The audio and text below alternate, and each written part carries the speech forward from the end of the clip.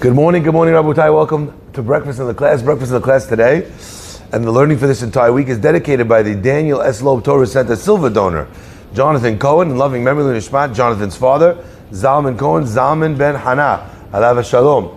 And as well, dedicated for the Refuah Shema V'Dash Shlomo Farhi Tunei Chaim Feldman Farida, and for the continued health of Chana Batzima Fega. The entire year of Breakfast in the Class is dedicated in loving memory of Nishmat Ruth Orfali Bat Adela, sponsored by her family. And as well, dedicated in loving memory of Nishmat Rabbi Elchanan Aryeh ben Yitzchak on his 26th yard site.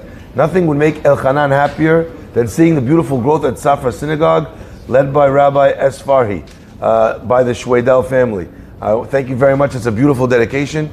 Of course, we can never do it without Rabbi Ariel Mizrahi, without Rabbi Ruvain Ibrahim, without Rabbi Lawrence Hadjioff, without Rabbi Cody Akimian. Baruch Hashem, with being zocheh to see something epic unfold, and we're witnesses to God's grace.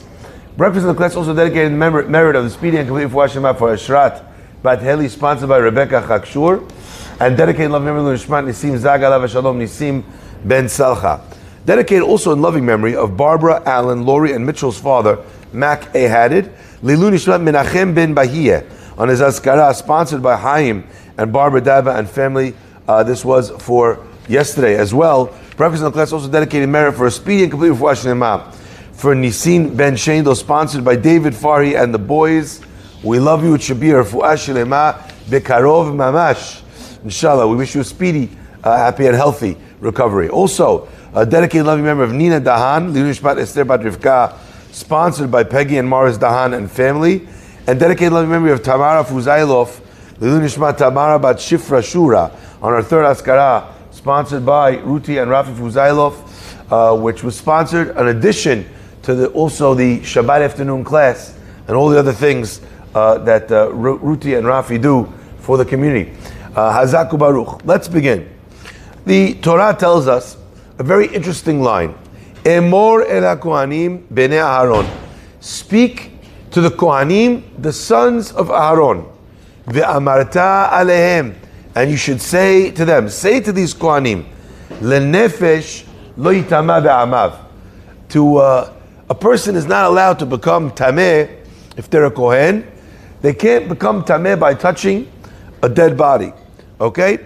Rather, kedoshim yiyu, they should be holy, ve'elohem, to their God. V'lo yichalu shem Elohem. The Torah goes on to explain certain elements.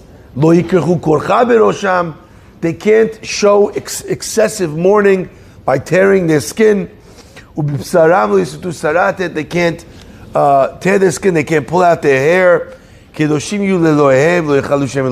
Now, this introduction to the parasha is at first glance something that is relates to a Kohen who needs to maintain a certain level of Kedusha.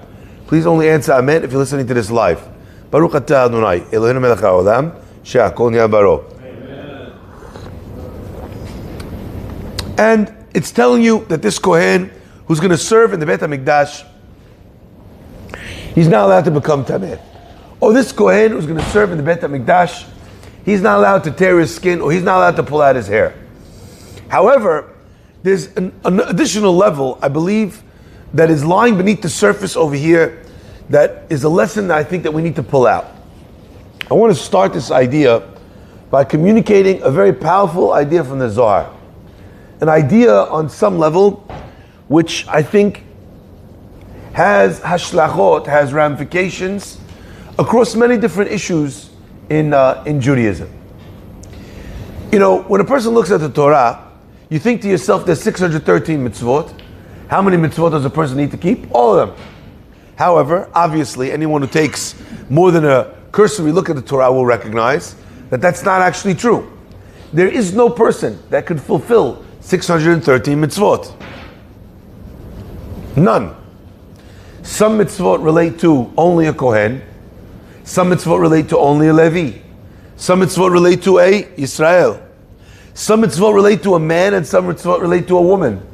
Some mitzvot relate to the Jewish people in the land of Israel. Some mitzvot relate to a Jewish person who is coming into and conquering the land of Israel. So it's impossible for any one person to fulfill the Taryag mitzvot. So when we talk about the Torah having Taryag Mitzvot, how do we relate to that? One answer in how we relate to that is that the Jewish people are one nation, and God never gave Taryag Mitzvot to one person. He gave Taryag Mitzvot to the Jewish people. The mitzvot that would relate to each Jew in their lane, to the rich for the rich, and for the poor for the poor, to the Levi, to the Ger, to the Yatom, Almanah, every mitzvah given to each person in their lane. In the totality of Am Yisrael, we fulfill all the Torah. Okay? Is that clear? That's one way of understanding the Taryag mitzvot that were given by God to the Jewish people. We together were given those mitzvot. And that's what we mean when we say at Har Sinai, the Jewish people get the Torah, and they don't say, E'eseh ve'eshma, I will do and I will listen, even though every single Jew is responding. Technically, if one Jew was responding on behalf of all of them, he should say, we'll do and we'll listen. If each Jew was responding individually, that they would fulfill the Torah and mitzvot, what should they have said? I will do. According to what we're understanding now, we get it. No Jew could say, I will do. The only possible answer is together as a team, we will do the mitzvot. Now, since that's the case, we also understand the importance and the relevance as well. We understand.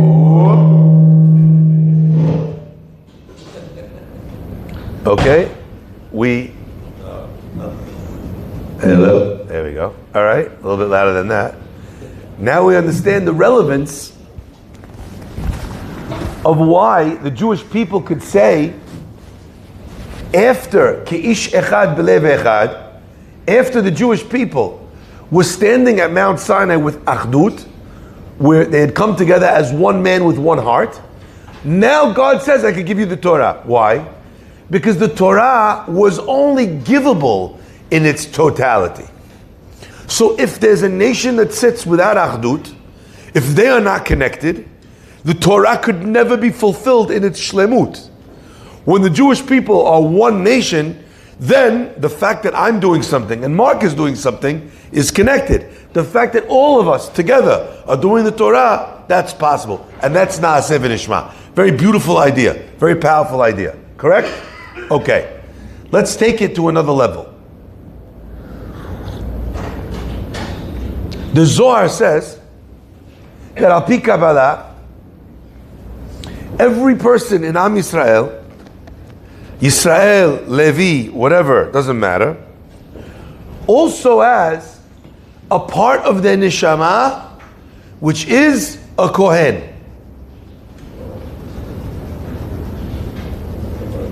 Wild. What that means is that the element of the neshama, which is the holy part, an element of the neshama, which does what the cohen does, it brings kapara to the person. Which part of a person's neshama is the part that brings kapara? The part that is related to the element of the cohen. Is that clear? So as an example, neshama, Elokai neshama shenatata bi teorah. There's a part of my neshama which is tahor. No matter what I do, no matter how bad I sin, no matter how many averot I've done and repeated in my life, there's a part of my neshama that remains pure. Could you understand that that element of the neshama could be called the cohen of your neshama? Fascinating. Imagine a person has done many averot, but there's a part of his soul that still remains pure. Which part of the person's soul do you think comes before God and asks for teshuvah? The part of the soul that's dirty or the part of the soul that's clean? If you could understand that nikudah, you realize that the cohen that brings the korban on behalf of the person and brings them closer to God, that element of the neshama which is connected with the cohen, is the part of the neshama that does that. My friends, I want to now look at the words of our parasha and see it with new eyes. Says the Torah Emor el Kohanim. Say to the Kohanim. Say to the Kohen. Say to the pure. Say to the pure part of oneself. Lenefesh lo yitama be'amav. What that means is that a person needs to identify in their soul, in their being, what parts of themselves are exceedingly pure. Now, I don't know about you, but I know in my own life, in most people, there's a part of them that is easy to sin. And there's a part of that person where they have their life pretty much under control. You have a guy, the guy is scrupulously honest in his business. He prays and he learns every day. Comes to Lashon Hara, disaster. Same guy, so religious, he sits in shul, uses his religion to look down on everybody. He's got a lot of things squared away well. This one area, under construction, yani. Okay? You have a guy who's got this and this and this, very positive, a nice guy. Hada, unfortunately, his eyes are on a swivel. He's noticing all the things he shouldn't notice. He's watching and looking. Everywhere his eyes should not be, that's where they are. That's his nisayon. Is there a person on this earth that doesn't have a nisayon? Well, the same way that a person, we can all understand that every person has an area of weakness, what we also need to understand is there's a person, every person also has an area of strength. There's an area inside of you which is meant to be the movil, the tip of the spear, the bit that leads you into battle. That part is the cohen. Says the Torah, make sure when you've discovered this element of purity inside of yourself, this area of strength inside of yourself, lo yitama be'amav, that thing, that spark does not become impure. It cannot come into contact with impurity. On some level, maybe this is synonymous with the concept that we talk about all the time, in the idea of Rambam in Pirush HaMishnayot, that a person who has one mitzvah in perfection achieves Olam Haba. Why? Simple understanding is, just one mitzvah done perfectly is enough already to get you Olam Haba. And I'm happy with that approach. I'm happy with that idea. Maybe that's all Rambam means. And even though I did all these other things, but I did this mitzvah perfectly, without any ulterior motives. I did it without any impurity, without any ga'ava, without any arrogance. No one had to look for me to do it. I didn't cheap out on the mitzvah. I did one mitzvah, whatever it might be, but I did it to perfection. Simple understanding of Rambam is, that gets you Olam Haba. The way I understand it is, you know what you did?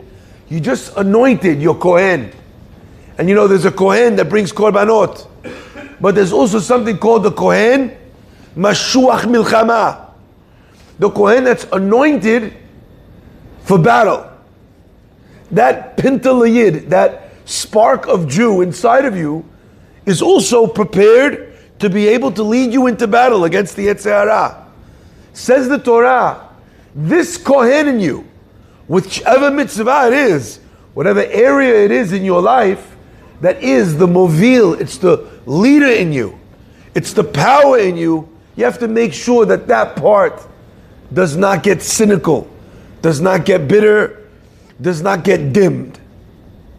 I don't know about you, but I think sometimes I look at Judaism and I ask, how come nobody taught me how to live as a Jew growing up?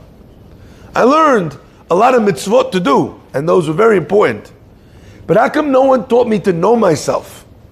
How come no one taught me to seek out my midot, to understand myself, to get the parts of me that were powerful and the parts of me that were weak, and to address the weak, and to be able to manifest and multiply the strongest parts of myself? My friends, this is the Kohen in your neshama. You have to make sure that it doesn't become impure. What does impurity mean when it relates to this element of your neshama? Impure could mean impure motives. Impure could mean where the thing is just, so to speak, tainted by a negative desire. But my friends, I think there's something that's even more simple. You see, the tum'ah that we're talking about over here is a tum'ah which comes from connection with a dead body. A person can't let that spark come into contact with death. Not only can't you let it die, it can't even come close to something that resembles that tum'ah. What we're being encouraged here is to take this part, this element, which really is part of the reason why you were born into this world. It is why you were given the parents you were given, and the school that you went to, and the experiences. They were designed to do two things.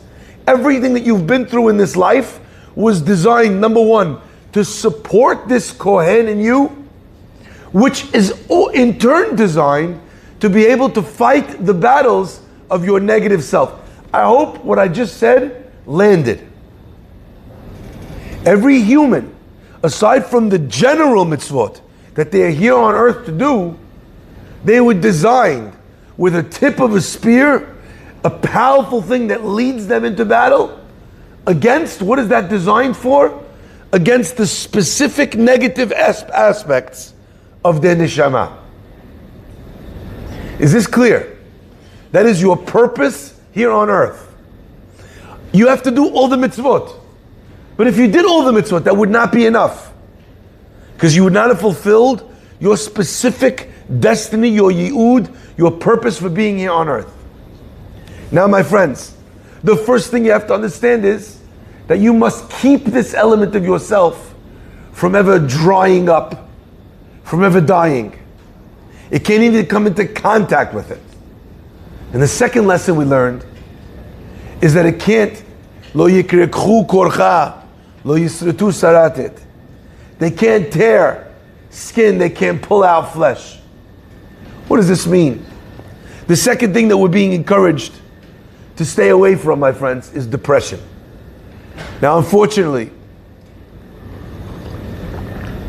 there are two forms of depression that need to be isolated whenever you talk about sadness, about darkness, about despair in a person's life. One type of despair, sadness, darkness is a type which is clinical. There's nothing to do about it, so to speak. It needs to be, dealt with in therapy. Psychologist or psychiatrist, you might need medication for it. I'm not talking about a medical level of depression, at least not here. What I'm talking about is everything else that fits into that category. The Sfarim write, and specifically the Sfarim that deal with the mystical elements of self, that one of the greatest battles that a person will fight in this life is the battle of atzvut, of sadness. Now again, it doesn't sound like that's the Yetzer Hara, but indeed, atzvut is one of the Yetzer Hara's greatest tools. He knows that if a person is happy, they're bulletproof. You have a guy, top of the world, nothing gets through.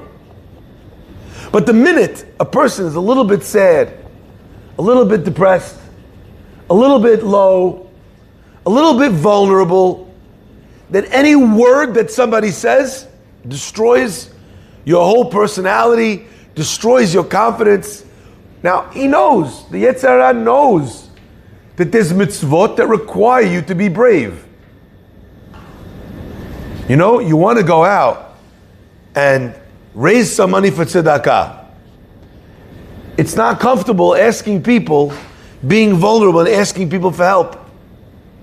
It's uncomfortable going to someone, I don't know, the guy's he's going to be upset with me, he's going to be this.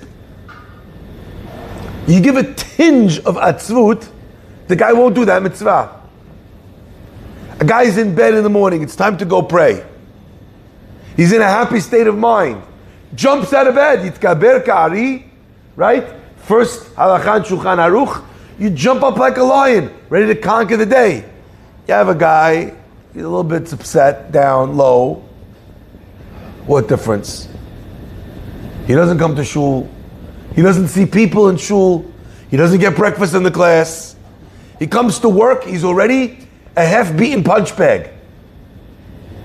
My friends, says the pasuk, you have this cohen. Take care of it. It is your greatest strength. The irony in that statement should not be lost on you. Your greatest strength is your greatest strength. But you allow that strength to tear its hair out, to tear its skin, because it lost something. Impossible. If you need to let it in, no problem. But if you've ever been on a ship, you'll know that on the ship you have these doors, and on every door they have a steering wheel. Now, if you're not a sailor, you think, how are you driving the boat from the basement of the boat and the door when you can't see it? The steering wheel is not to steer the ship. What does that steering wheel do? It seals the door. And why do you have steering wheels on every door? Because if, God forbid, there's a hole in the ship and the water gets in, if you seal the door on both sides of that room, then even if that room fills completely with water, the ship can still float and it can still keep traveling. Says the pasuk, when it comes to a kohen, lenefesh lo yitama be'amav, lo yikrechu korcha, lo yisretu saratet. There's damage to the ship. Something happened at work. Seal off the room. Now, of course, this is good advice anyway. It's good advice to make sure that it doesn't go from your work, seal, to your family. From your children, seal, to your wife. Sometimes you have multiple chances to seal off sadness, to seal off difficulty, and to keep it in one room and in one area. I'm having trouble here, that has nothing to do with everywhere else. Let's remember that the tzara is over here. The famous line goes, Dai litzara b'sha'ata. It's enough for a painful occurrence in its hour. Why do you got to drag that to the other 23 hours? Why do you got to drag that to every other element of your life? Now, a person could say, what do you mean? I can't stop thinking about it. Correct. Those are the words. The reason why you said at work about something that's going on at home, or vice versa, is because you can't stop thinking about it. So what's the solution? Stop thinking about it. Now, that sounds easier said than done. But the truth is, I can make you stop thinking about anything right now, right here. Ready? I'm going to make you stop thinking about whatever you're thinking about. Are you ready? Yes? Yes. You guys look like you're doubting me already. Oh, ye of little faith. I want you to look right here at my face. You look at my face, you see my face? I want you to imagine right now on my face, big purple blotches starting to appear on my face. Can you see that? Now on my chin, instead of my beard, big green blotches appearing. All of a sudden, big floppy bunny ears are coming out. Yeah, you imagined it, all of you? Yes? While you're imagining this ridiculous Looney Tunes metamorphosis of Shlomo Farhi, any other thought that you had in your head is gone. Because all of your brain cells are busy focusing on creating the Looney Tunes version of me. What that means is that actually one of the great kindnesses of HaKadosh Baruch Hu is that we are not capable of multitasking when it comes to thinking. We're just not capable of doing it. Subconsciously, our subconscious thoughts can keep running. But the thoughts that we are aware of, which are the thoughts that we take with us from place to place, those thoughts, you can only think of them if you're not thinking of something else. This is what Rambam means when he says that thoughts, evil thoughts, wicked thoughts, can only take root in an empty head. If you're busy thinking about everything else, there's no space for you to think about these things. So it is in the bored mind that these things start to appear, because it's a blank canvas. Use the canvas for something else, the canvas can't be used for these things. So when we talk about changing one's mind, a lot of times people use that terminology only for a decision that I made that I then reverse. But the word change your mind actually can apply in a much more literal and in a much more powerful way. All I need to do to stop thinking about these difficult things is to change my mind, change what I'm thinking about. What a fascinating thing. Isn't that an amazing trick? Okay, let me now use this same trick and flip it on its head. You could be having the best day in the world,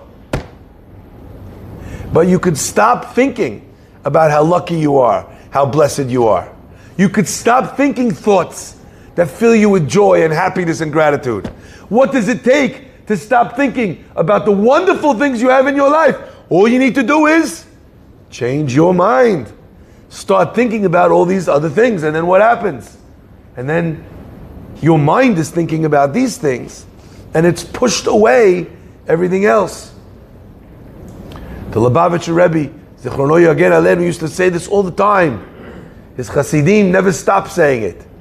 Tracht gut, vet sein gut. All the Syrians want to know why I'm talking about a tractor. I'm not talking about a tractor. Tracht gut, think good, vet sein gut. It will be good. He wasn't only talking about manifesting. You're thinking that life is good, then what is life? Good. Says the Pasuk, this Kohen, number one, don't let it become sullied. Number two, don't let sadness ever touch it. That special mitzvah needs to be done with joy. You can't bring sadness to that place. I'm reminded of the Gemara. The Gemara says on the Pasuk, Oz vechedva bimkomo. In the place where God dwells, there is bravery, courage, strength, Oz. Chedva, and there is joy. But I don't know if you remember, we mentioned in one of the breakfast in the classes before that there are many different expressions of joy. Sason, Simcha, Gila, Rina, Ditza. I don't know if you remember, we said what kind of joy specifically is Chedva, that we mentioned, that where God rests, Oz is strength, V'chedva bimkomo is, and joy in his place. We mentioned that the joy of Chedva is the type of joy that comes when someone was experiencing something painful, difficult, sad, and they overcame that with joy.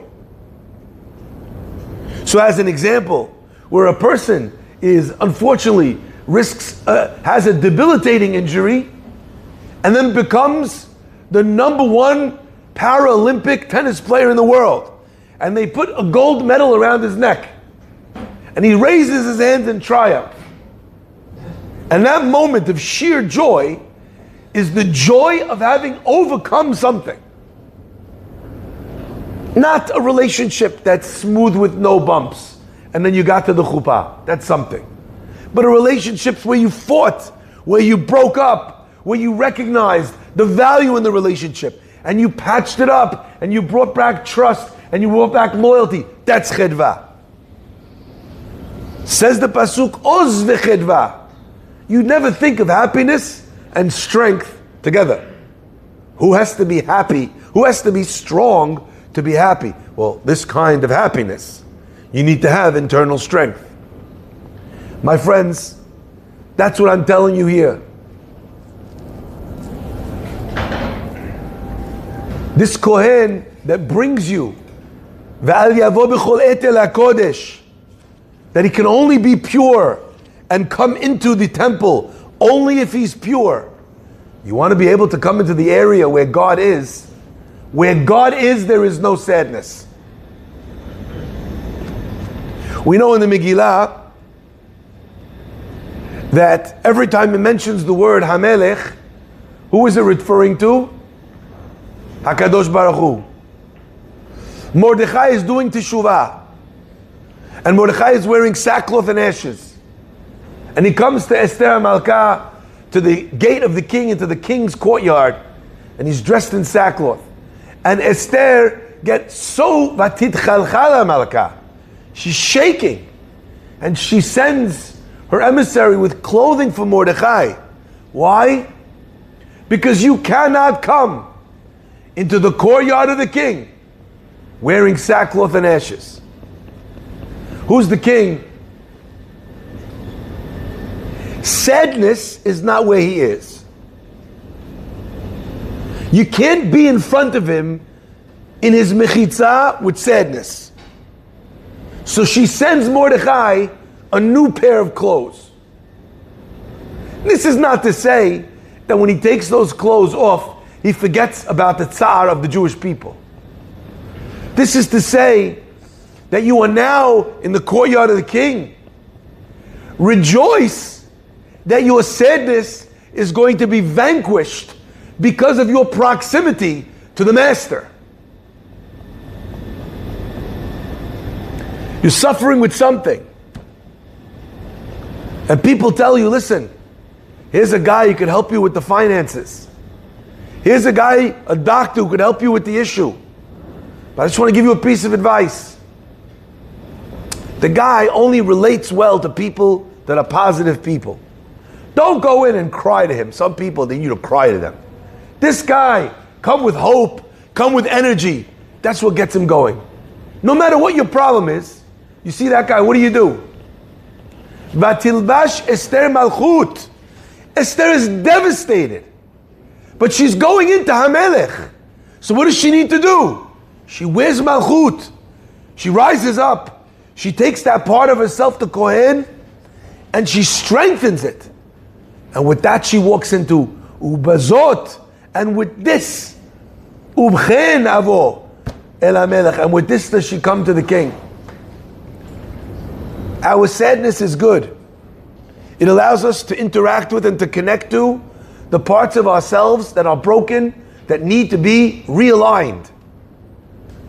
But sadness is only powerful and helpful in as much as it can be contained. At some point, chedva takes over, and they come with joy to the thing that will fix that sadness. My friends, that is the mixture, that is the procedure, that is the recipe to be able to find the strong part of yourself and help it conquer.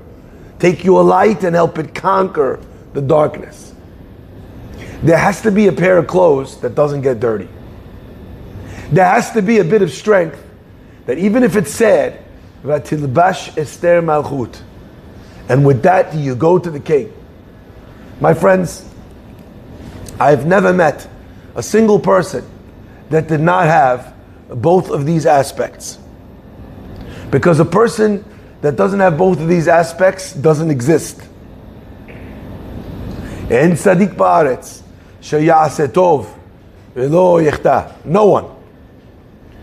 Knowing, recognizing, finding that about yourself, and then protecting that part of yourself. Understanding that I'm not going to do this mitzvah if I'm sad. I'm not going to let sadness touch it. I'm going to wait until I'm in a place of joy to be able to have that part of myself remain pure, remain strong. That is the most important investment you could make in your future. Find your inner hero. Find your inner villain. Strengthen that hero and let him do battle. And you'll see that more often than not, you won't only win a few isolated battles, you'll start to win the war. Baruch Adonai le'olam. Amen ve'amen. Rabbi Hananya ben Akashya omer, Ratzah HaKadosh Baruch Hu